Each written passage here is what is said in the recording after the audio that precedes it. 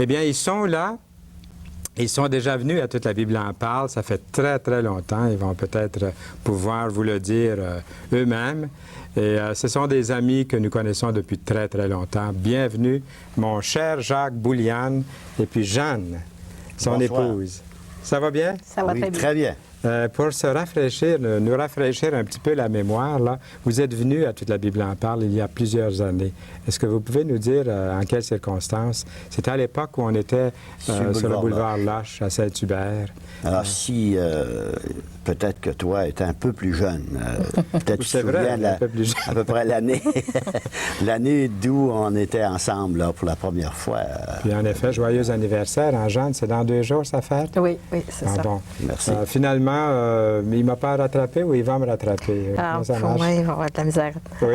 Tu vas avoir de la misère à l'attraper. Ça ne paraît pas à le regarder. Encore tous les cheveux noirs. Hein? Bien, je me tiens occupé, alors je n'ai pas le temps de... À quoi êtes-vous occupés, en effet, tous les deux présentement? Qu'est-ce que vous faites, là? Je sais que vous êtes très engagés. Parlez-nous-en un petit peu.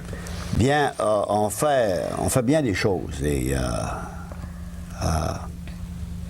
j'ai un travail saisonnier dans le Grand Nord du Québec. Et j'ai aussi ce qu'on appelle un ministère de chant. Comme tu as mentionné au début de l'émission, je chante des chants country évangéliques. C'est des chants qui parlent du Seigneur. À travers la province de Québec. Oui. Et pour juste faire vite un peu, le début de ce ministère, si on veut appeler ça comme ça, bien sûr, j'ai commencé en 1973 à faire mon premier long jeu dans la province de Québec. Des chants qui parlent du Seigneur, style country, en français. Les longs jeux, c'était les grands disques, là? Des grands disques. 78? Non, c'était les 33, les 33 on a fait les longs jeux, un tiers. Oui. Là, oui. Alors, on a fait notre premier. Dans ce temps-là, ça s'appelait Les Frères Bouliane. Oui, oui. Et puis, on a fait 3 longs jeux. C'est-à-dire, j'en ai fait 2 avec mon frère. Mon frère, en cours de route, a trouvé ça trop difficile de travailler puis voyager en même temps. Alors, il a arrêté. Moi, j'ai continué. J'ai refait un 3e long jeu. Puis, depuis ce temps-là, bien, j'ai... je pense que c'est 11 cassettes en français et une en anglais. On en a une couple ici sur la table. À un moment donné, je pense qu'on va pouvoir les voir au cours de l'émission. Et puis, vous en avez 11 de ces C'est ça, 11 en français. J'ai une cassette qui s'appelle « Chante Noël avec Jacques Bouliane ». Ah bon? Ben là, ça va peut-être être après Noël, l'émission, là. Mais ça fait rien. Ça sera pour l'année prochaine. Vous avez plusieurs titres. Et puis, l'émission, c'est-à-dire que ces cassettes-là, on peut les avoir dans les bonnes librairies évangéliques. Là. Librairie chrétienne, une à Dorval, une à Laval, à CLC, Saint-Hyacinthe, la librairie chrétienne évangélique, là. Oui. Bon, bien, c'est très bien. Et puis, c'est au Québec, le gospel, le country gospel, c'est nouveau? Est-ce que c'est quelque Bien, chose? c'est pas si nouveau que c'était, là, parce que si on recule en 1973, là où j'ai fait mes premiers longs jeux, et j'ai chanté dans plusieurs émissions de télévision, des festivals de musique country. J'ai fait le festival à Saint-Pie-de-Bagotte pendant quelques années. J'ai fait le festival à Saint-Tite aussi. Cette année, ça aurait fait 6 ans cette année. Mais les gens qui organisent la salle qu'on avait l'habitude de prendre n'ont pas pu l'avoir cette année. Alors, on parcourt la province de Québec aussi, cette île, la Gaspésie. On voyage ensemble, moi et mon épouse. J'ai aussi des musiciens qui m'accompagnent. Jusqu'à Québec, quand ça dépasse pas trop 200 000. Oui, après ça, c'est tout seul. Oui, c'est ça. Vous avez des instruments sur la table ici? Ça s'appelle un psalterion. Oui. Ça fait 2 ans que j'ai pris connaissance de cet instrument. Je commence ma 3e année. Et puis, j'ai commencé à jouer ça pour glorifier mon Dieu. Oui. À quel endroit vous pouvez jouer le psalterion? Psalterion. Eh bien, c'est comme une harpe, au fond. Hein? Ça ressemble un peu. Ça sonne et pourtant, un peu ça ressemble à un violon. C'est ça. C'est un instrument très ancien, hein? Oui. Qui date peut-être plus que 3000 ans. Si on regarde, on parle du psalterion dans Daniel. Dans le livre de Daniel. Dans le livre de Daniel, on en parle, je veux dire.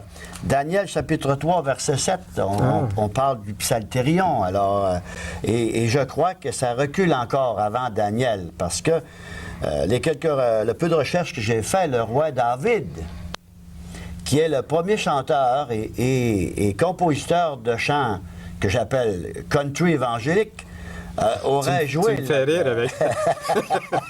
tu me fais rire avec... aurait joué aussi le psalterion parce Mais que c'est sérieux, hein? dans la parole de Dieu, je pense, si je ne me trompe pas, c'est dans Cantique des Cantiques, où on mentionne qu'ils auraient aimé jouer les instruments de musique comme David. Alors, David était un des plus grands musiciens et un plus Ça, grand c'est sérieux, ça, c'est vrai. Et David a écrit ce psaume 23 qui, pour moi, vraiment me montre le caractère de David et sa conviction dans l'Éternel. Et il mentionne, je crois que quand il parle l'Éternel est mon berger, je ne manquerai de rien. Il est un berger lui-même. Et un berger, ça garde les brebis. En campagne. En campagne. Alors, David était le campagnard. Alors, et si tu traduis campagne en anglais, c'est country. Alors, regardez toute l'histoire de David et vous allez voir tout de suite que... Jacques, je suis convaincu. Merci. Non, mais c'est très beau ce que tu apportes comme exemple, d'aller aussi loin. C'est vrai, le psaume 23, c'est écrit en pleine campagne, dans la beauté de la nature. Imagine David assis Oui. sur une roche, par exemple, avec sa cithare, parce que cithare et guitare, bibliquement, les significations se ressemblent. Il y a des versions qui prennent le mot guitare. Moi, ici, dans la version de la Bible que j'ai ici, c'est une Louis II, et il mentionne le mot guitare, et dans certaines versions, c'est cithare. Mais c'est deux instruments qui sont très, très reliés, près. Aimeriez-vous ça qu'on leur demande de jouer quelque chose pendant quelques instants, de nous gratter quelque chose pour savoir comment ça sonne, cet instrument? OK. Alors, c'est rien de professionnel, mais autour de la table, Donc, on peut bien se permettre ça. En toute simplicité, pour En la toute gloire de Dieu. simplicité. Oui, c'est ça. Et tu vas chanter aussi en même temps? Oui. OK, on vous écoute.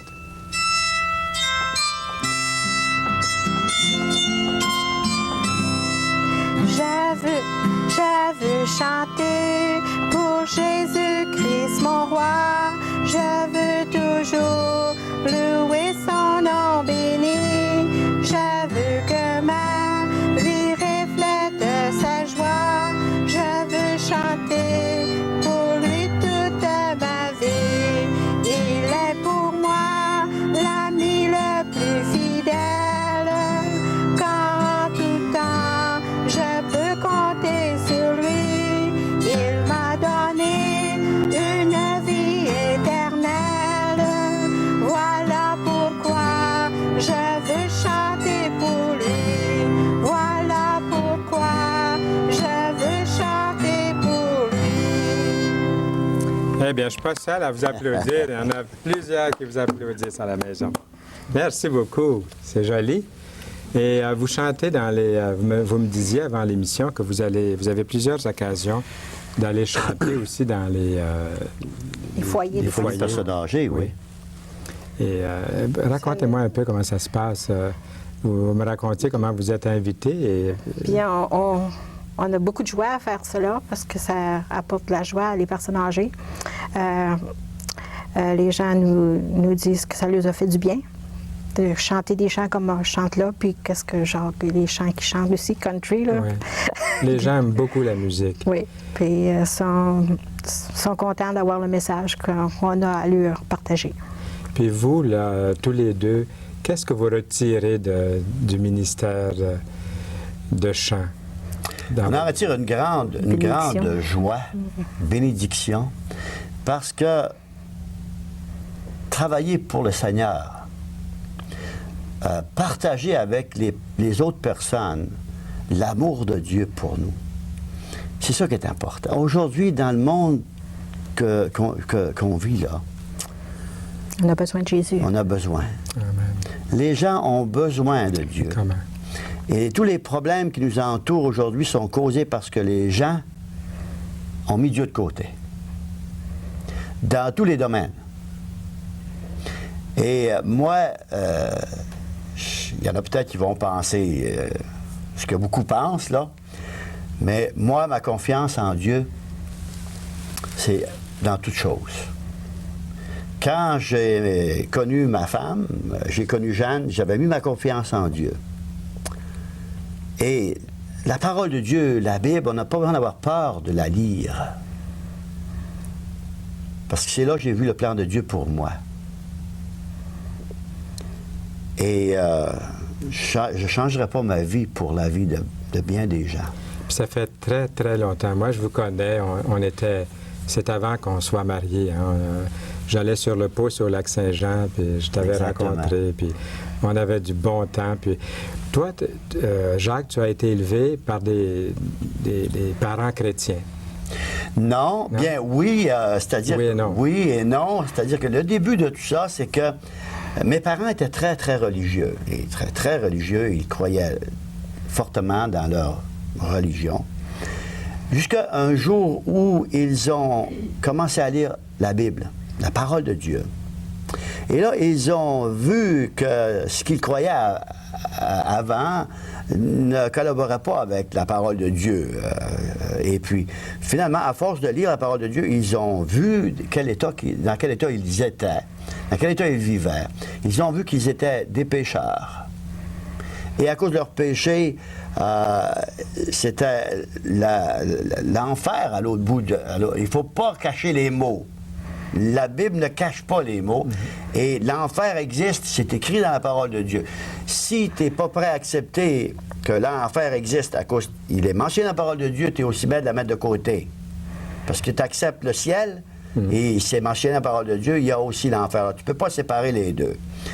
Et ils ont vu que pour avoir la vie éternelle, un jour être avec le Seigneur, qu'il fallait qu'ils reconnaissent qu'ils sont pécheurs et qu'ils demandent pardon pour leurs péchés et qu'ils acceptent que Jésus-Christ est venu chercher et sauver ce qui était perdu.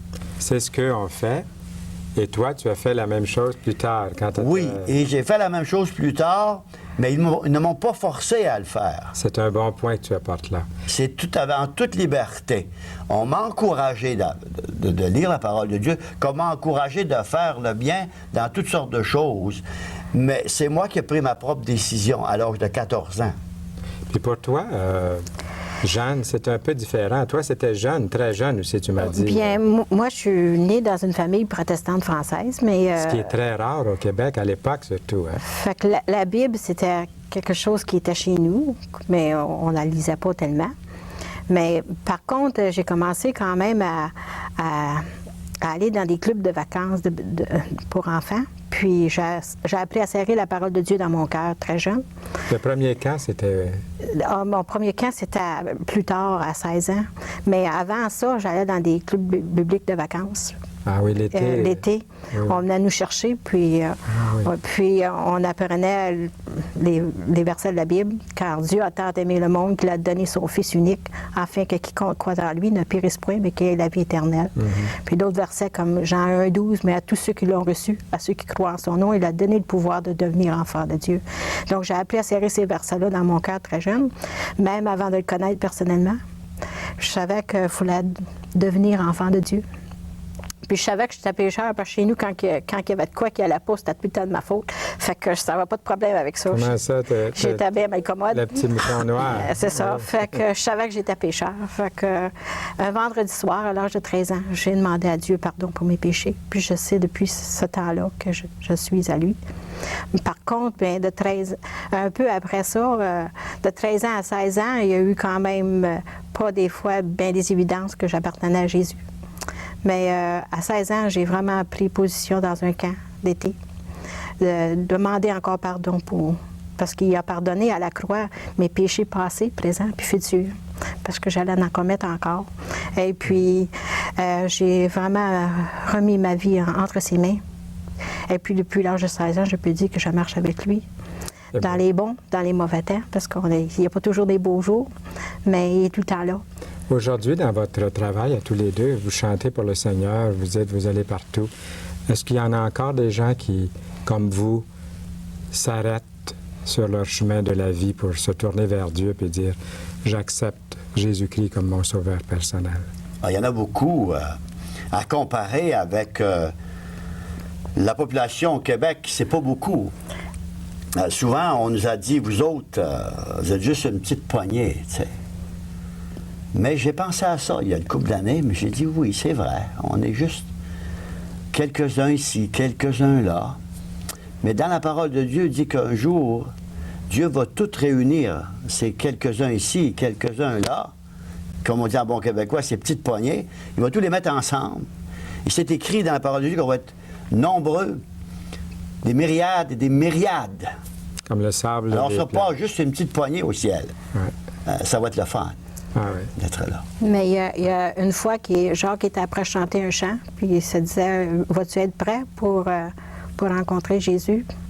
Il y a une dame ce soir-là, elle n'était pas prête. Puis, rendue au mercredi soir, quand on l'a revue, elle a dit, j'étais pas prête, puis là, je me suis préparée pour rencontrer Jésus. Fait qu'elle avait demandé pardon pour ses péchés, puis c'est une évidence du travail qu'on fait pour la gloire de Dieu. Des gens qui se tournent vers Jésus, comme vous avez fait il y a si longtemps. Ben, pas si longtemps, je ne sais pas que j'exagère Ben, j'exagère ça fait si quand même un bon longtemps. bout, un bon On est bout du de même temps. âge. Ça fait quand même un bon Ben, ça bout fait de temps. longtemps, oui. Et puis, vous avez persévéré dans votre vie chrétienne. C'est Oui. ça qui est beau. Vous avez élevé une belle famille aussi. 6 enfants. Dieu nous a prêté 6 enfants. On a maintenant des petits-enfants, 7. 7 petits. petits-enfants. Et, Puis, vous allez nous faire une chanson. Jacques, tu vas nous faire une belle chanson dans quelques instants. Et ta chanson est intitulée, là, « Un pas à la fois, d'où Jésus ». C'est un peu ce que vous faites, hein?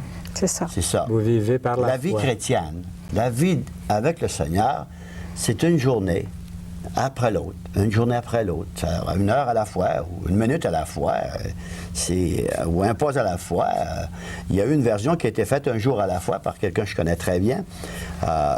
Il l'a indiqué avant que moi je le fasse, et je l'ai fait, mais ma version d'un pas à la fois a été faite dans les premières années qu'on a entendu le chant en anglais. Bien, mon cher Jacques, là-dessus, c'est tout le temps qu'on a, mais on va avoir le mot de la fin avec tous les deux tantôt. Si tu veux enlever ton petit micro, on ne t'entendra plus ici autour de la table, mais tu vas nous revenir tantôt et tu vas t'installer pour chanter ce beau cantique, « Un seul pas à la fois, d'où Jésus » par Jacques Bouliane.